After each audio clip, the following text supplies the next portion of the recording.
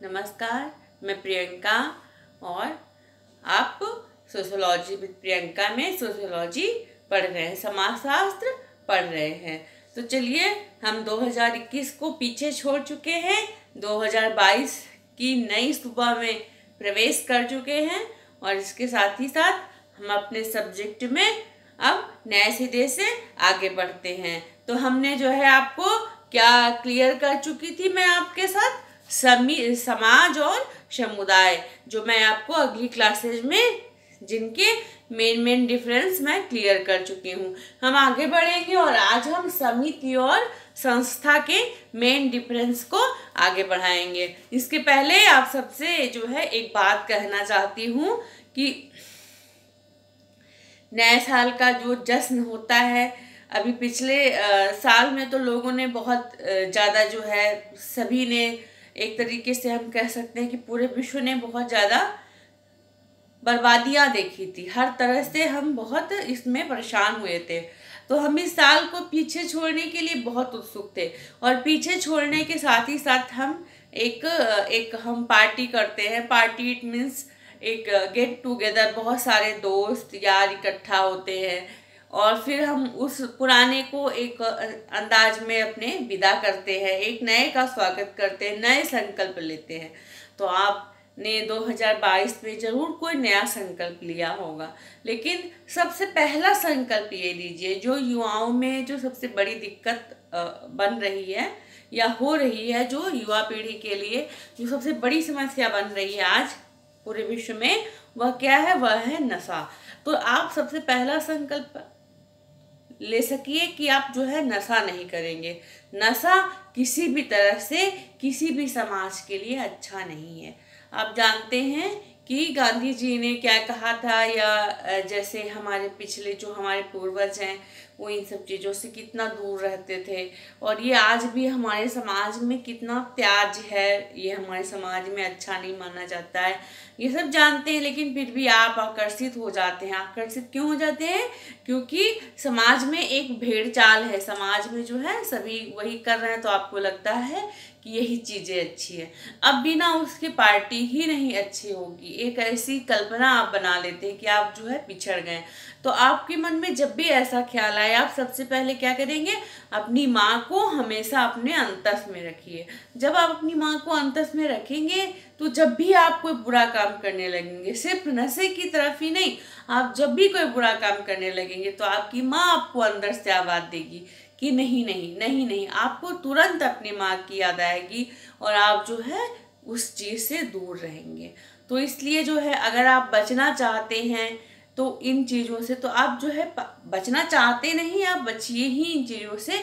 तो सबसे पहले जो है आप अपने पारिवारिक मूल्यों को ही देखिए और उसमें सबसे ज़्यादा अपनी माँ को देखिए कि अगर आप कोई गलत काम करेंगे, अगर आप ऐसा काम करेंगे तो आपकी माँ पे क्या, आपकी माँ को कैसा लगेगा और आपको तुरंत यहाँ से आवाज़ आएगी कि नहीं नहीं, ये अच्छा नहीं है, ये हमारे लिए अच्छा नहीं है, हमारे परिवार के लिए अच्छा नहीं, हमारे समाज के लिए अच्छा नहीं, और आप फिर इस चीज़ से दूर रहेंगे। चलिए, चूंकि समाजशास्त्र की क्लास है इसलिए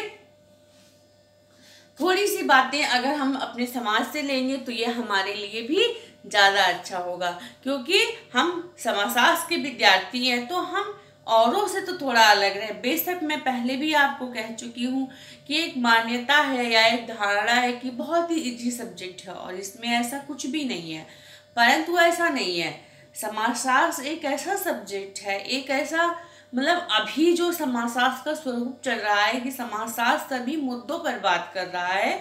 तो इससे जो है, अगर आप समाजशास्त्र के एक अच्छे विद्यार्थी हैं, अगर आप समाजशास्त्र को बहुत अच्छे से पढ़ना चाहते हैं या पढ़ रहे हैं, तो यह आपको अपने आप को समझने में भी बहुत मदद करता है। क्योंकि देखिए, दर्शन शास्त्र जो है वो एक ऐसा सब्जेक्ट है। दर्शन शास्त्र जो है वो, उसमें जो है एक बहुत, दर्शन शास्त्र के लिए एक बहुत बड़ी बात कही जाती है कि दर्शन शास्त्र जो है, दर्शन शास्त्र से नौकरियां बहुत कम है, बहुत कम है। यूपीएससी वगैरह में है तो जैसे दर्शन शास्त्र सब्जेक्ट के रूप में है, मगर बेसिक स्तर पर उसको कोई पढ़ने से आपको कोई फ़ायदा नहीं होगा।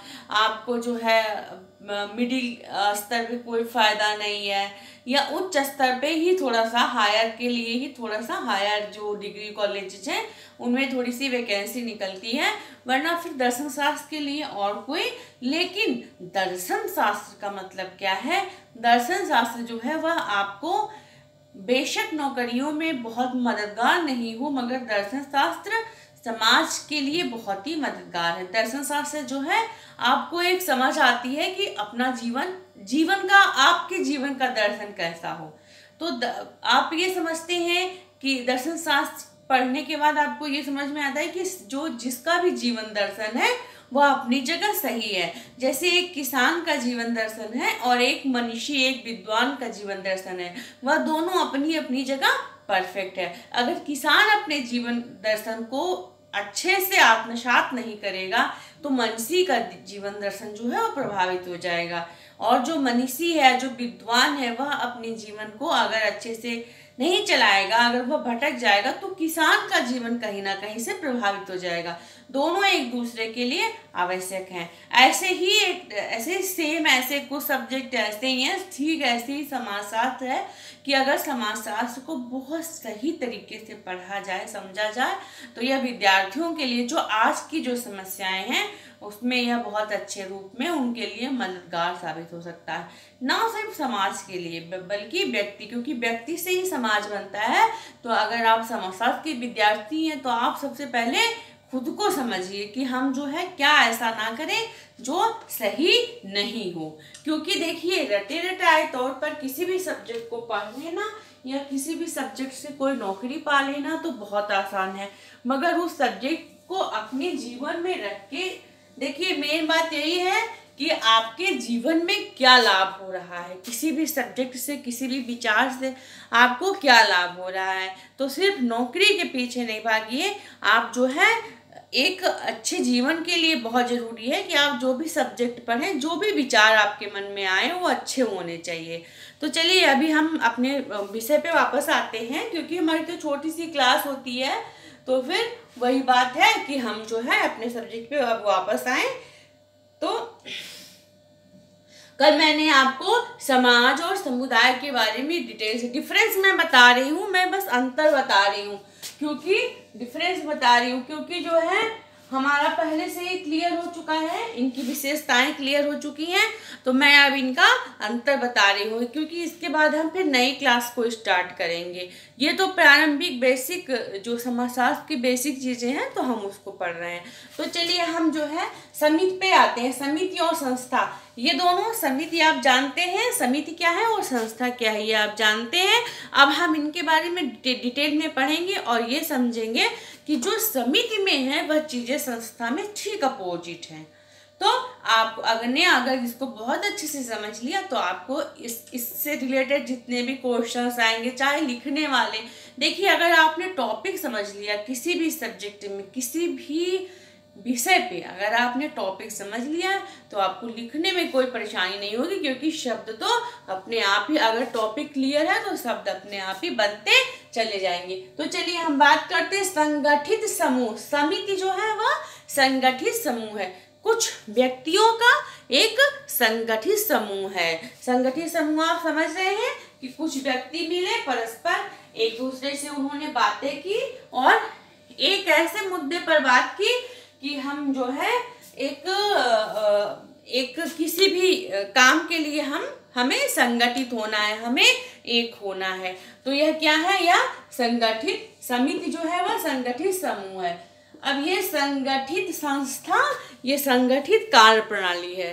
किसी भी संगठित समूह ने मिले, इन्होंने योजना बनाई और योजना के अकॉर्डिंग अब काम होना है। तो संस्था जो है यह एक संगठित मीन्स योजना के अनुसार, संगठन के अनुसार बनाया हुआ एक कार्य प्रणाली है। कार्य प्रणाली मीन्स कि जैसे कार्य को करने का तरीका।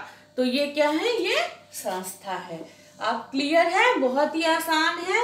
संगठित समूह है, संगठित कार्य प्रणाली है। ठीक है। सेकेंड पे आते हैं, विशिष्ट हित की पूर्ति है।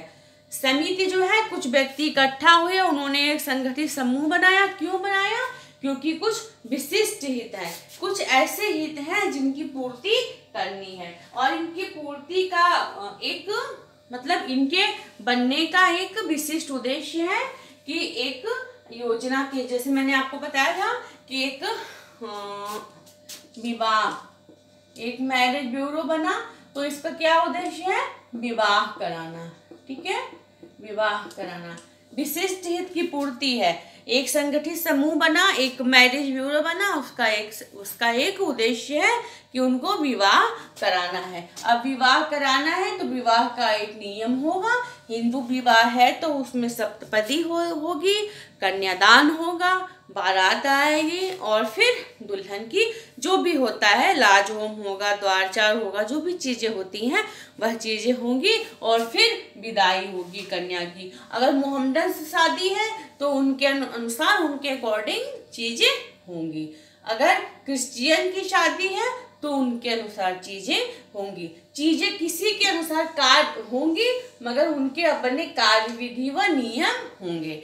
अगर मोहम्मदन की शादी होगी तो उनमें जो है कन्यादान नहीं होगा। अगर हिंदू की शादी होगी तो उसमें जो है, जो मोहम्मदन में बोलते हैं कबूल करने का जो सिस्टम है शादियों में, वो चीज़ें नहीं होगी। तो सभी के अपने जो भी संगठित समूह बनेंगे वह अपने तरीके से काम करेंगे, उनके अपने कार्यविधि व नियम होंगे। चलिए, समझ गए होंगे हम। बहुत ही मतलब ऐसा तो कुछ भी नहीं है कि जो समझ में नहीं आए, और इसीलिए मैं इसको इतना ज़्यादा मतलब तोड़ तोड़ के समझा दे रही हूँ कि आपको जो है कोई प्रॉब्लम नहीं रहे। गठन योजना अनुसार। चलिए थर्ड पे आते हैं, समिति। समिति का गठन जो है वह योजना के अनुसार होता है। योजना अनुसार आप समझते हैं कि पहले से योजना बनाई गई, फिर उस पे जो है काम किया गया। ऐसा नहीं है कि अचानक कुछ लोग मिले, बातें किए और फिर जो है उस पे काम स्टार्ट हो गया। नहीं, ऐसा नहीं है। कुछ एक विशिष्ट समिति बनाई गई, कुछ लोग मिले और उन्होंने प्लान किया कि हमको इस काम के लिए एक समिति बनानी है, एक बनानी है कि हमको जो है, जैसे मान लीजिए आप कि आपको जो है आपको जो है सिविल सेवा के लिए कुछ विद्यार्थियों की हेल्प के लिए, आपको कुछ विद्यार्थी हैं जो गरीब हैं, जिनके पास मतलब थोड़ा आर्थिक अभाव है, तो आप उनकी मदद करना चाहते हैं। अब आपने जो है एक संस्था बनानी है आपको, कि आप एक समिति बनानी है कि आप जो है उनकी मदद कर सके। तो उस मदद के लिए आप पहले योजना बनाएंगे कि हमें कितना पैसा कहाँ कहाँ से लाना है। ठीक है, इतना पैसा हमें यहाँ से ले आना है, हमें इनसे लेना है, अपने शिक्षकों से लेना है या अपने सहकर्मियों से लेना है, अपने परिवार में मदद मांगनी है, और उसके बाद जो है आप एक योजना बना के ही फिर आप इस पे आगे बढ़ेंगे। ये किसी भी तरीके से हो सकता है, मैं एग्जाम्पल के रूप में आपको बता रही हूँ, और बाकी मतलब ये किसी भी तरीके से हो सकता है। जो जैसी समिति बनेगी उसकी अलग अलग योजनाएं रहेंगी कि हमको अगला शिविर कहाँ लगाना है या अगला शिविर कहाँ लगाना है। जैसे सीधे से देखिए कि सरकार की एक विशिष्ट समिति बनती है, एक विशिष्ट हित समूह बनता है कि हमको जो है पल्स पोलियो अभियान है, तो उसकी कार्य प्रणाली तो यही है कि वह जाके मतलब जो उसके जो कर्मचारी हैं वह जाके बच्चों को घरों में भी मतलब पिलाते हैं, और घरों से अगर बच्चे स्कूल में गए तो वहाँ भी वो अपना कैंप लगाते हैं। तो ये सब एक योजना के अंतर्गत ही होता है। तो अब आप इसको अच्छे से समझ गए होंगे। चलिए आगे बढ़ते हैं। और विकास में समय, भाई संस्था जो है उसके विकास में समय लगता है। वो ऐसे नहीं तैयार हो जाती है कि बस आज बात किया और आज सही हो गई और आज जो है बन गई। जैसे विवाह है तो ठीक है कि विवाह है, मगर विवाह की जो संस्था है उसमें उसको डेवलप होने में बहुत समय लगता है। जैसे कि हम कहें कि एक नया नियम हम नया फॉलो करेंगे कि हिंदू विवाह में एक नई चीज स्टार्ट करेंगे, तो ऐसा नहीं हो सकता है। बनते बनते बनते बनते धीरे धीरे ही जो हमारी प्रथाएं होती हैं, जो हमारे रिवाज होते हैं, वो जो वही जो है विकसित होकर संस्था बन जाते हैं। याद रखिएगा कि हम जो धीरे धीरे करते हैं, धीरे धीरे जो हम नहीं, इट मीन्स हमारा समाज, हमारे पूर्वज जो धीरे धीरे करते आए हैं वही संस्थाओं का रूप ले लेता है, मगर उसमें समय लगता है। कोई भी संस्था अचानक से जो है अपनी कार्यप्रणाली को नहीं बदलती या नहीं बनाती है। ठीक है, आप समझ तो गए ही होंगे इसको। अगर आप नहीं समझ रहे हैं तो आप जो है बताइएगा कि आप जो है नहीं समझ रहे हैं। वैसे विकास में समय बहुत ईजी है कि विकास में जो है समय लगता है तुरंत, जैसे आदत है तो मैं आपको समझाती हूँ कि ये कैसे बन जाती है। कभी कभी ये जो है संस्थाएं जो है ऐसी बन जाती है कि आप सोचते हैं कि नहीं ये नहीं होना चाहिए, पर अब वो चूंकि आदत में हमारी शामिल हो गई है, बहुत पुरानी हो गई है, तो हम उसको नहीं बदल सकते हैं। अब वो टाइम टू टाइम इतना पीरियड हो गया है, इतना टाइम हो गया है उसको कि अब हम लोग उसको बदलने के लिए जरा भी जो हमारी मन स्थिति है, हमारे समाज की मन स्थिति है, वह बदलने के लिए तैयार नहीं है। इसको ऐसे देखिए कि एक जो है बहू आती है, तो बहुत साल पहले किसी परिवार में एक बहू आई तो उस बहू को पहली बार जब वो अपने ससुराल में आई तो उस बहू के एंट्री करने के टाइम पे घर में एक बिल्ली मर जाती है। ठीक है, अब उस बिल्ली को बाहर निकालना है, बहू को आना है घर में, तो जो मतलब बड़े बूढ़े थे उन्होंने ये निर्णय लिया कि सासू जी जो है वो बिल्ली को लेके बाहर निकाल दे बिल्ली को। बिल्ली मर गई घर में। अब जो है सासू जी जो है बिल्ली को निकालने लगी। अब ठीक उसी समय बहू जो है एंट्री करने लगी। अब ये है तो एक भ्रामक धारणा, क्योंकि बहू समझ नहीं पाई और सास जो है एकदम से परेशान हो गई। और बहू ने फिर वही, अब जब उसकी बहू आई तो उसने ठीक यही प्रथा करी। उसको नहीं मालूम है कि ये जो है हमारी जो है सास से गलती हुई थी, या फिर ऐसा मतलब कोइंसिडेंटल हो गया था। अब उसको लगता है कि नहीं, अब मुझे ये काम करना चाहिए क्योंकि मेरी सास ने किया था, तो अब वो वही काम करती है। अब फिर उसकी बहू वही करती है, उसकी बहू। अब जब आप समझते हैं तो आपको लगता है कि नहीं, ये गलत जो है एक कार्य चल गया है, मगर अब वो क्या है, अब उसके विकास में बहुत समय लग गया है। अब वो पूरी तरह से समाज ने उसको विकसित कर लिया है, तो अब वह पूरी तरीके से बदलना संभव नहीं है। ये तो एक एग्जाम्पल है। तो आप जो है इसी तरह से समझिएगा कि संस्थाएं जो है वह ऐसे विकास के प्रतिमान को धारण कर लेती हैं, वह ऐसे ही विकसित हो जाती हैं कि फिर उनका बदलना जो है, कभी कभी जब वो बहुत गलत हो जाती हैं समाज के लिए, तो भी समाज उनको तुरंत नहीं बदल पाता। उसमें भी अगर वो बदलता भी है तो भी उसको धीरे धीरे टाइम लगता है बदलने में। ठीक है, अब जैसे आजकल एक बहुत विवाद चल रहा है कि आलिया भट्ट के एक विज्ञापन पे बहुत विवाद है कि कन्यादान की, वो कहती है कि हम जो है कन्यादान नहीं करेंगे। अब ये महिलाओं के लिए जो है, महिला जो हम जानते हैं ना कि महिलाओं का दो वर्ग है, महिला विशेषज्ञों का एक वर्ग है जो कट्टर आलोचक हैं, तो उनका तो एक बहुत बड़ा मतलब पुरुषों के जो कट्टर आलोचक हैं तो अतिवादी, तो उनका तो एक बहुत बड़ा एक हम कह सकते हैं कि वह कहते हैं कि हाँ ये सही है कि पुत्री का कन्यादान नहीं किया जा सकता है। मगर फिलहाल आम समाज में, आम जनमानस में इस मानसिकता को बदलने में, अभी अगर ये मानसिकता सही भी है तो इसको बदलने में बहुत समय लगेगा कि पुत्री का, हिंदू धर्म में पुत्री का कन्यादान ना किया जाए, क्योंकि सदियों से हमारे धर्म में, हमारे हिंदू धर्म में यही रहा है कि हम पुत्री का कन्यादान करते हैं और उसे दूसरे घर में भेज देते हैं, या दूसरे घर की देखभाल के लिए, या दूसरे घर की हम कह सकते हैं कि कुलवधू बनने के लिए, या कुछ भी हम कह सकते हैं कि ये समाज की एक धारणा है, या ये समाज को विकसित करने का एक रूप है, या ये समाज को एक चलाने का एक तरीका है कि हम अपनी बेटियों को दूसरे को देते हैं और दूसरों की बेटियों को अपने घरों में लाते हैं। विवाह का एक स्वरूप है ये। मगर ये फिलहाल जो है हम कह सकते हैं कि ये कन्यादान, अभी तुरंत समाज को ये समझ में आ जाए कि नहीं, कन्यादान सही नहीं है, और बेटी का कन्यादान, बेटी कोई दान की चीज नहीं है, इसको बंद कर दिया जाए तो ये बहुत पढ़े लिखे बहुत विद्वानों की समझ में भी नहीं आएगा, और अगर आएगा भी तो बदलना नहीं चाहेंगे। क्यों नहीं चाहेंगे? क्योंकि यह हमारे समाज में अब विकसित हो चुका है। ठीक है, अब आप समझ गए होंगे कि संस्थाओं के विकास में समय लगता है, मगर जब वह विकसित हो जाती हैं तो वह अपने एक रूप के साथ विकसित हो जाती हैं, फिर उनका तुरंत बदल जाना किसी भी तरीके से संभव नहीं होता है। चलिए, समिति का एक नाम होगा। ठीक है, मैं आपको पहले बता चुकी हूँ, समिति का एक नाम होगा ब्राह्मण विवाह समिति, राजपूत विवाह समिति, और या फिर कायस्थ शैक्षणिक संस्थान, जो भी जो है बने, या फिर वैश्य शैक्षणिक संस्थान।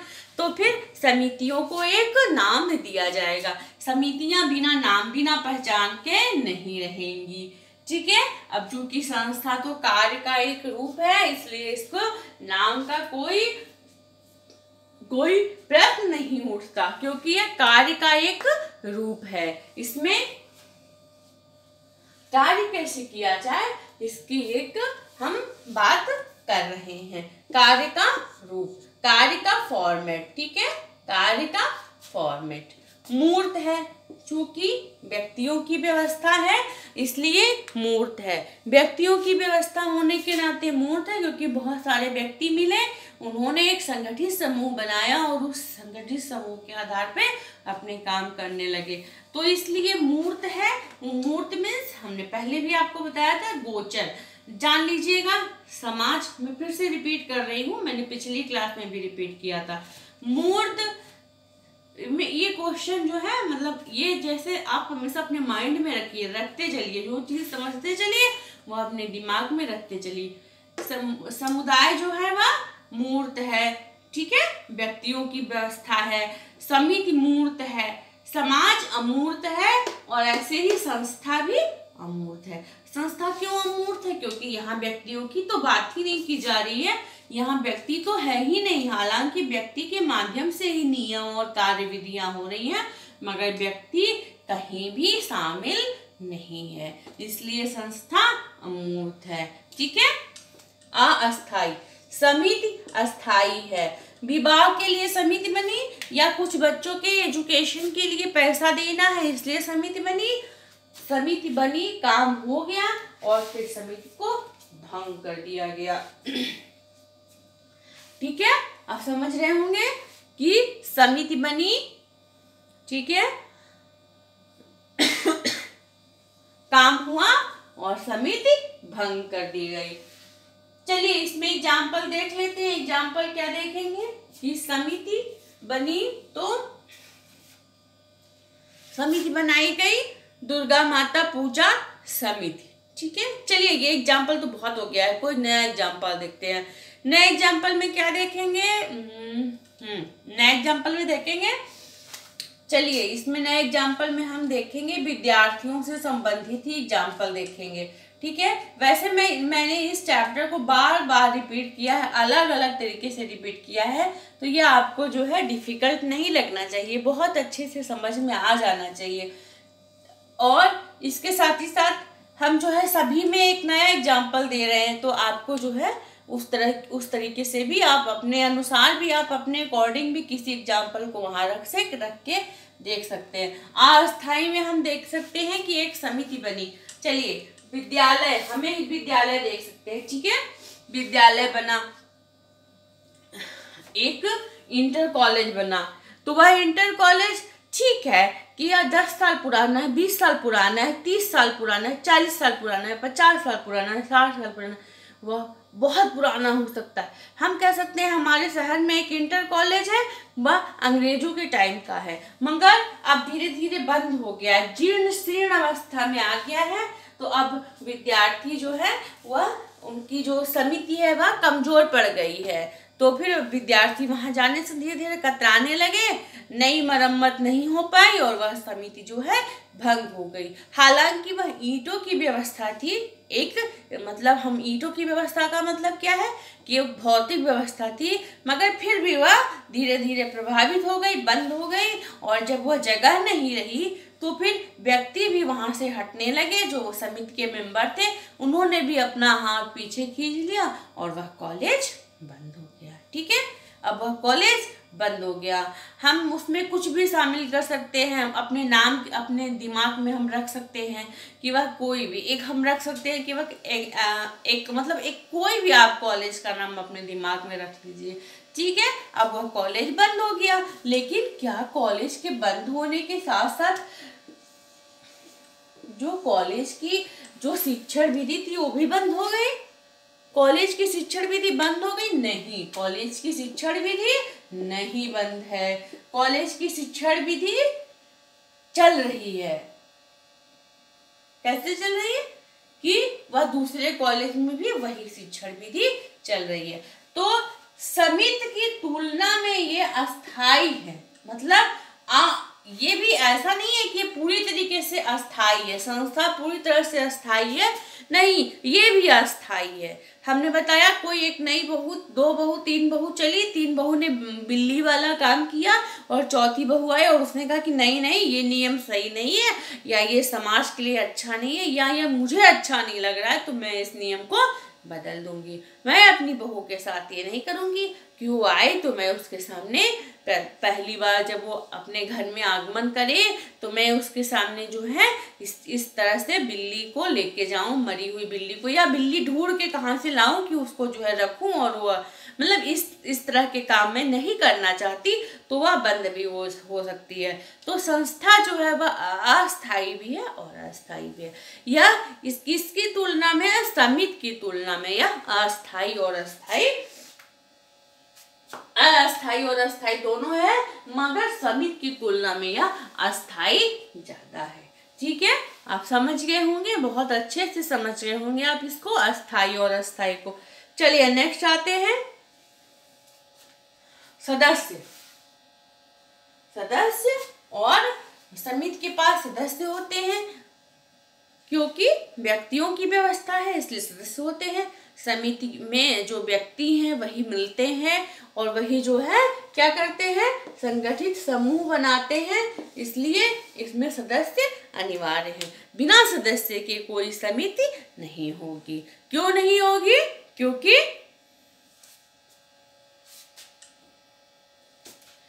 यह व्यक्तियों की व्यवस्था है। और नेक्स्ट पे आते हैं सदस्य नहीं। सदस्य नहीं तो संस्था में कोई सदस्य नहीं है, संस्था को सदस्य नहीं चाहिए। क्यों नहीं चाहिए?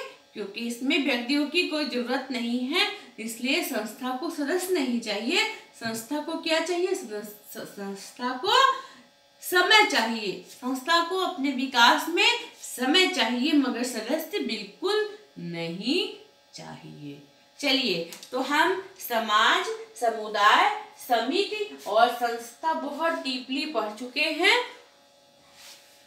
डीपली मतलब ऐसा नहीं हमने पढ़ा है कि हम इसको बस पढ़ लिए और भूल गए। मेरे ख्याल से आपको ये बहुत अच्छे से समझ में आ गया होगा, क्योंकि मैं सभी का अलग अलग एग्जाम्पल दी हूँ और सभी के बारे में मैंने अलग अलग तरीके से समझाया है। तो ये आपको बहुत अच्छे से समझ में आ गया होगा। समाज, समुदाय, समिति और संस्था, ये चारों जो है जो बेसिक कॉन्सेप्ट के अंतर्गत आते हैं, ये क्लियर हो गए हैं। अब नेक्स्ट क्लासेज में हम आगे बढ़ेंगे और फिर हम जो है समाजीकरण को पढ़ेंगे। समाजीकरण क्या है? आप जानते हैं कि व्यक्ति एक पैदा होता है और धीरे धीरे जो है अपने समाज के अनुसार ढलने लगता है।